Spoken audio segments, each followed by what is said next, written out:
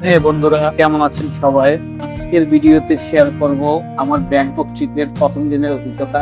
দিনটি ছিল 8ই মে 2023 সাল। অফিসিয়াল কাজে ব্যাংকক গিয়েছিলাম, কিন্তু কাজের পাশাপাশি ঘোরাঘুরি, নতুন জায়গা এক্সপ্লোর করা, সব মিলিয়ে দারুণ একটা অভিজ্ঞতা ছিল। তো চলুন শুরু করা যাক। সকাল সকাল ব্যাগ গুছিয়ে এয়ারপোর্টের পথে রওনা দিলাম। এয়ারপোর্টে পৌঁছে ইমিগ্রেশন প্রসেস শেষ করলাম, যা একদম স্মুথ ছিল, তবে একটু লাইনে দাঁড়াতে হয়েছে।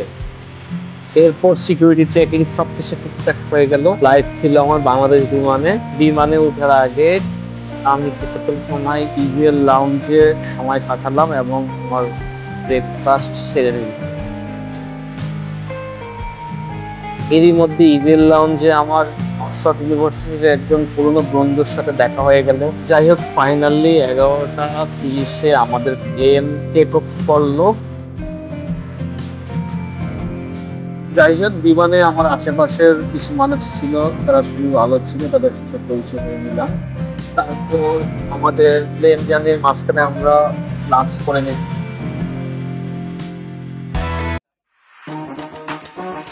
কিছু ঘন্টার জার্নির পর অবশেষে আমি ব্যাংককে পৌঁছে গেলাম। ব্যাংককের সুবর্ণভূমি এয়ারপোর্ট ছিল বিশাল, সুন্দর আর সুপার অর্গানাইজড। এয়ারপোর্টে নেমে কিছুক্ষণ এয়ারপোর্টকে এক্সপ্লোর করে নিলাম। খুবই অত্যাধুনিক একটি এয়ারপোর্ট। এয়ারপোর্টের এক পাশে একটি সিট কিনে নিলাম, যেটি যোগাযোগের জন্য সবচেয়ে গুরুত্বপূর্ণ একটি জিনিস। ইমিগ্রেশন পার করতে একটু সময় লাগলো, কিন্তু সব ঠিকঠাক ছিল।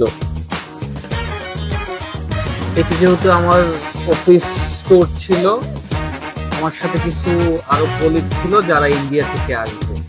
যেহেতু আমি একা ছিলাম, তাই ডিসিশন নিলাম সুবর্ণভূমি এয়ারপোর্ট থেকে মেট্রো রেলে আমার হোটেলে যাব।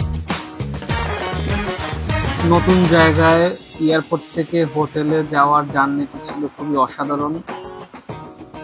একটু কষ্ট হয়েছিল, কারণ মাঝখানে কয়েকটা মেট্রো রেল চেঞ্জ করা লাগছে, যেহেতু আমার হোটেলটি ছিল একটু শহরের বাইরে।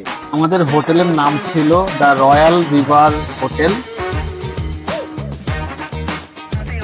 হোটেলের লোকেশন এবং ভিউ দুটি ছিল দারুণ।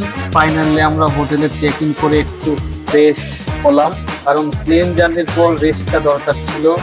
এটা হলো আমার থাকার রুম। আমার রুমটি ছিল অসাধারণ, পাশাপাশি বারান্দাটা ছিল খুবই মনোমুগ্ধকর, কারণ আমার বারান্দা থেকে একটা সি বিচ ফিল ছিল।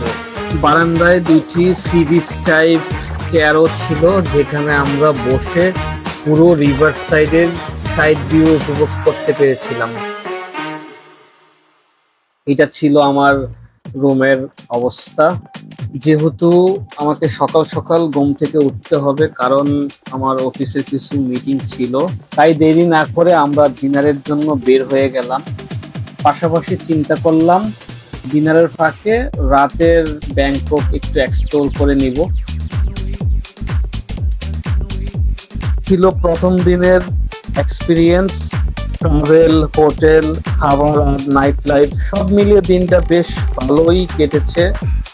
পরের দিন আরো বেশি মজার প্ল্যান ছিল, যা পরবর্তীতে ভিডিওতে শেয়ার করব। কেমন লাগলো এই ভিডিও কমেন্টে জানাতে ভুলবেন না। পরের ভিডিওতে দেখা হবে, ততক্ষণ পর্যন্ত ভালো থাকুন। আর অবশ্যই ভিডিওটি লাইক, কমেন্ট, শেয়ার করতে ভুলবেন না। সবাইকে পাশে থাকার জন্য ধন্যবাদ।